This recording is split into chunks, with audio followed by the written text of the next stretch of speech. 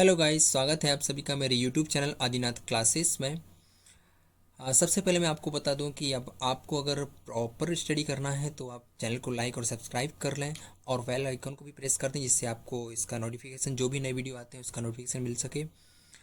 हम बात कर रहे थे फर्स्ट चैप्टर में इंट्रोडक्शन टू अकाउंटिंग का सेकेंड पार्ट। इसमें सिस्टम्स ऑफ अकाउंटिंग हमें पढ़ना है। अकाउंटिंग सिस्टम टू टाइप्स के होते हैं, double entry system and single entry system. First है हमारा double entry system. Double entry system ये वो सिस्टम है जिसको इंट्रोड्यूस किया गया लिकस पेशियोली के द्वारा। इटली के थे ये, इन्होंने इसको इंट्रोड्यूस किया था और ये एक ऐसा सिस्टम है जिसको मोस्ट ऑफ लोग फॉलो करते हैं, जो पूरे इंडिया में, क्या पूरे वर्ल्ड में यही फॉलो किया जाता है। सिंगल एंट्री सिस्टम जो दूसरा है ये प्रॉपर नहीं है। डबल एंट्री सिस्टम में एक्यूरेसी होती है और यहाँ पर कोई फ्रॉड होने के चांसेस नहीं है, क्योंकि यहाँ पर जो भी ट्रांजैक्शन होता है उसके टू टाइप्स होते हैं, टू साइड्स होते हैं, दोनों साइड्स का यहाँ पर एंट्री की जाती है, दोनों का लेखा प्रॉपर किया जाता है। सिंगल एंट्री सिस्टम में ओनली वन साइडेड लेखा होता है, जिससे सेकेंड साइड का लेखा नहीं होने से ये अधूरी लेखा प्रणाली कहलाती है। सिंगल एंट्री सिस्टम अपने आप में इनकम्प्लीट है, डबल एंट्री सिस्टम कंप्लीट है, इसलिए इसको फॉलो किया जाता है। डबल एंट्री सिस्टम के फीचर्स क्या क्या हैं, तो हम बात करते हैं फीचर्स की। It maintain complete record of each transaction. ये कंप्लीट रिकॉर्ड ईच ट्रांजेक्शन का मेंटेन करके चलता है। जो भी ट्रांजेक्शन्स हुए हैं उसका कंप्लीट रिकॉर्ड मेंटेन किया जाता है। किस में? डबल एंट्री सिस्टम में। कंप्लीट रिकॉर्ड, यहाँ पर इंपॉर्टेंट वर्ड है complete record. Complete record maintain किया जाता है यहाँ पर। It recognise two fold aspect of every transaction. Two fold, कितने? Two fold. यहाँ पर एवरी ट्रांजेक्शन के टू फोल्ड हैं, दो साइड्स इसकी हुआ करती हैं। जो भी ट्रांजेक्शन्स होंगे हमारे उसके, एक debit, once aspect is debit and another aspect is credit. एक यहाँ पर डेबिट होता है and another is credit. Debited और क्रेडिटेड टू फोल्ड्स होते हैं एवरी ट्रांजेक्शन के। It's a compulsory. The total of all debits is always equal to total of all credit. Total of all debits is equal to total of all credits. It's most important point. यहाँ पर double entry system में हम to folds हैं, दोनों का हम entry करते हैं, दोनों को लेखा करते हैं, debit and credit, and both are equal. Total of debit sides is always equal to total of credit sides. It means match हो रहा है account, it means it is true and fair. So हमने बात की double entry system की। आगे चलते हैं हम। डबल एंट्री सिस्टम के फीचर्स हमने पढ़ लिए हैं, अब हम एडवांटेज की बात करते हैं। इसके advantage of double entry system, इसके एडवांटेज क्या है डबल एंट्री सिस्टम के? तो कंप्लीट रिकॉर्ड ऑफ ट्रांजेक्शन्स। ये कंप्लीट रिकॉर्ड किया जाता है, जो ट्रांजेक्शन्स हुआ है उसको कंप्लीटली हम रिकॉर्ड करते हैं डबल एंट्री सिस्टम, क्योंकि इसके टू फोल्ड हैं और दोनों ही फोल्ड्स को हम रिकॉर्ड करके चलते हैं, डेबिट एंड क्रेडिट को। साइंटिफिक है double entry system because of scientific, it means systematic way में इसको हम रिकॉर्ड करते हैं। साइंस सिस्टमेटिक वे को लेकर के चलता है किसी भी चीज़ को। Determine the profit and loss, इससे हम एक्चुअल प्रॉफिट एंड लॉस को पता कर सकते हैं। Arithmetic accuracy of accounting, accounting की अर्थमेटिक एक्यूरेसी होती है। जब हम डबल एंट्री सिस्टम से अकाउंटिंग करते हैं तो वहाँ पर अकाउंटिंग में एक्यूरेसी रहती है, अर्थमेटिकली मिस्टेक नहीं हो सकती है। नॉलेज ऑफ फाइनेंशियल पोजीशन, हम फाइनेंशियल पोजीशन को बता सकते हैं, जान सकते हैं क्या पोजीशन है बिजनेस की। डबल एंट्री सिस्टम से प्रॉपर पोजीशन पता चल जाती है, एक्चुअल पोजीशन क्या है बिजनेस की। कंपेरेटिव स्टडीज पॉसिबल, यहाँ पर हम कंपेरेटिव स्टडी भी कर सकते हैं, बिकॉज ऑफ लास्ट ईयर हमने जो भी डबल एंट्री सिस्टम में अकाउंटिंग की होगी उस अकाउंटिंग बुक्स ऑफ अकाउंटिंग से हम पोजीशन पता करेंगे, लास्ट ईयर हमारा बिजनेस कहाँ पर रन कर रहा था एंड प्रेजेंट ईयर में कहाँ पर है। तो हम ये कंपेरेटिव स्टडी करके पता कर सकते हैं कि लास्ट ईयर प्रॉफिट ज़्यादा था या कम था, प्रेजेंट में उसके अकॉर्डिंग कितना प्रॉफिट है, कितना हमें मोर अर्न करना है, कैपेसिटी को बढ़ाना है, क्या करना है। तो हम फ्यूचर प्लानिंग भी इसके देख करके कर सकते हैं। Helps management in decision making में भी हेल्प्स करता है ये। जो भी डबल एंट्री सिस्टम है हमारा, इस सिस्टम से अकाउंटिंग अगर हमने की है तो इससे हम इसकी हेल्प से, बुक्स ऑफ अकाउंट्स की हेल्प से फ्यूचर फोरकास्टिंग भी कर सकते हैं, फ्यूचर प्लानिंग भी कर सकते हैं, डिसीजन मेकिंग हम कर सकते हैं, detection of fraud and miss appropriations. ये फ्रॉड, जो भी फ्रॉड्स होते हैं उन फ्रॉड्स को भी डिटेक्ट करता है, क्योंकि हम जब डबल एंट्री सिस्टम से अकाउंटिंग करेंगे तो दोनों पक्षों का लेखा होगा, दोनों पक्षों का लेखा होगा, टोटल ऑफ डेबिट इस टोटल ऑफ क्रेडिट ये इक्वल होंगे ऑलवेज, तो फिर फ्रॉड के चांसेस ही नहीं होंगे, ऑटोमेटिक डिटेक्ट हो जाएगा। अगर जहाँ पर हमने थोड़ा सा भी डेबिट एंड क्रेडिट में आगे पीछे किया है, 19-20 हुआ है, तो फिर वहाँ पर डिटेक्ट हो जाएगा, दोनों मैच नहीं होंगे।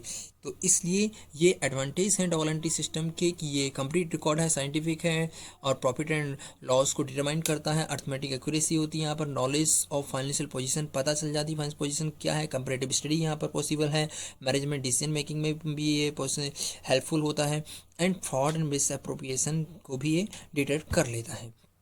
Next one, limitations of accounting. Accounting की लिमिटेशंस क्या हैं? एडवांटेज हैं तो लिमिटेशंस भी होंगी। Accounting is not fully exact, accounting fully exact नहीं है। क्यों? क्योंकि अकाउंटिंग जो भी इसमें परचेस एंड सेल्स होती है वो एविडेंस बेसिस पर होती है, और जो रिसिप्ट्स हैं उसमें हम उसी को हम रिकॉर्ड कर लेते हैं। It may be possibility bad debts हो सकता है फॉर्म में, जो भी असेट्स हमने परचेज की है उसमें डेप्रिसिएशन भी लगेगा, उसकी वैल्यू कम होना है। मार्केट प्राइस भी डिपेंड करता है, गुड्स जो भी स्टॉक हमने मेंटेन करके रखा है उसकी मार्केट प्राइस कम हो सकती है। तो ये जो चेंजेस आते हैं, इसका चेंजेस के कारण से accounting is not fully exact, accounting fully exact नहीं है, क्योंकि जो चेंजेस आ गए हैं, हमने अकाउंटिंग की है, चेंजेस के कारण से ये फुली एग्जैक्ट नहीं है इसमें, और प्रेजेंट पोजीशन में और अकाउंटिंग में डिफरेंस आ जाएगा। So it is not a fully exact. Accounting does not indicate the realisable value, accounting realisable value indicate नहीं करता है। क्यों? बिकॉज ऑफ एसेट्स की वैल्यू हमने जो भी बैलेंस शीट में शो कर रखी है, बिफोर 2 ईयर हमने परचेज की थी एसेट्स, बिफोर 2 ईयर उसकी जो वैल्यू थी उसको हमने वहाँ पर शो कर रखा है। In present time it means after 2 year उसकी वैल्यू डिक्रीज हो चुकी है, हमने वहाँ पर कॉस्ट में शो कर रखा है उसको। अब written down value, present value क्या है उसकी, डेप लेस करने के बाद जो वैल्यू निकल करके आती है उसकी वैल्यू कम हो चुकी है, it means realisable value accurate नहीं होगी।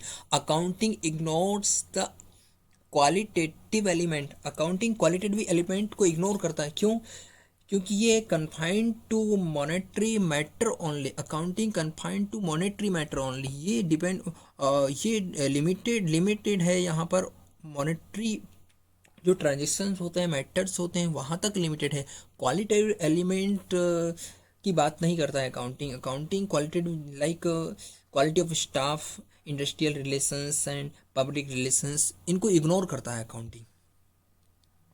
Next one is accounting ignores the effect of price level changes, price level changes effect को भी यहाँ पर इग्नोर करता है accounting. Accounting statement are prepared at historical cost, money as a measurement unit, और change in value it does not remain stable unless price level changes are considered while preparing financial statement. Accounting information will not show true financial results, तो ये true financial result show नहीं कर सकता है, इसलिए ये क्या इग्नोर करता है effect of price level changes. Accounting में lead to window dressing. Window, what is window dressing? Window dressing means manipulation of accounts. Accounting में मैनिपुलेशन की पॉसिबिलिटी है, ये हो सकता है, इसको हम छिपा नहीं सकते, इससे दूर नहीं हो सकते।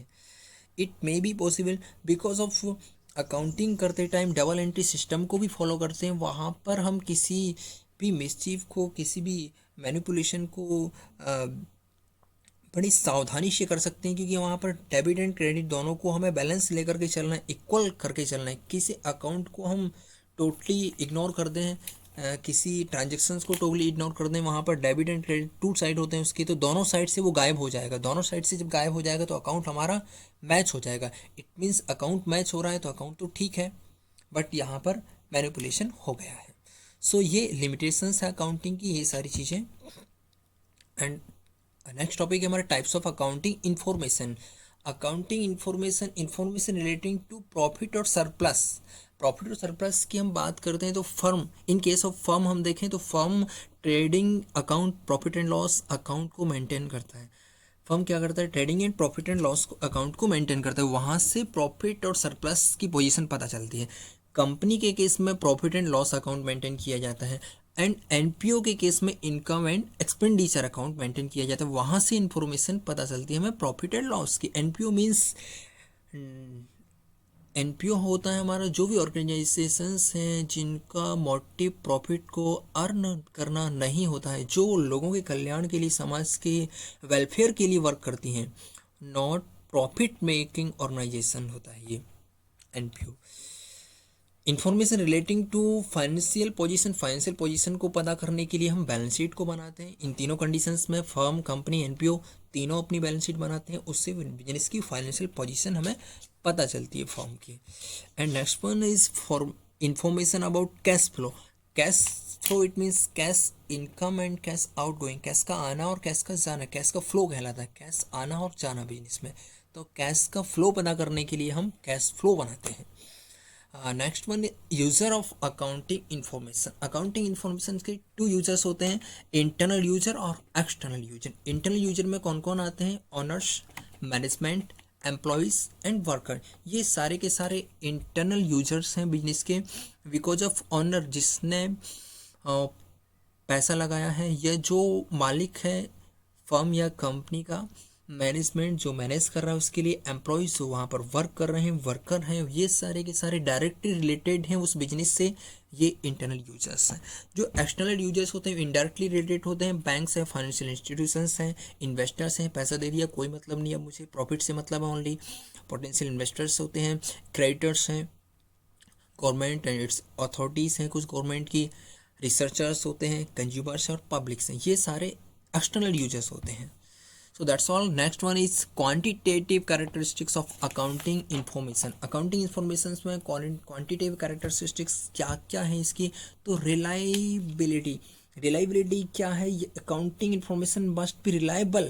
Reliability of information means it is verifiable, ये वेरीफिएबल है, free from base of material error, यहाँ पर कोई मटेरियल एरर नहीं होने वाला है। Relevance accounting, accounting information must be relevant to the user, is relevant if it meets the needs of user in decision making। जो भी डिसीजन मेकिंग है पापा है उसमें ये रेलिवेंस होता है। अंडरस्टैंडेबल, ये अंडरस्टैंडेबल है, इजीली इंफॉर्मेशन प्रोवाइड करता है। फाइनेंशियल स्टेटमेंट जो हम बनाते हैं उससे हम बिजनेस की पोजीशन को पता कर सकते हैं। बैलेंस शीट हमने बनाई, इससे पोजीशन पता चलेगी, एक्चुअल प्रॉफिट क्या है, स्टॉक क्या है, हमारे असेट्स की वैल्यू क्या है, कितना लायबिलिटी हमें पे करना है लोगों के लिए, तो इजीली अंडरस्टेबल होता है ये।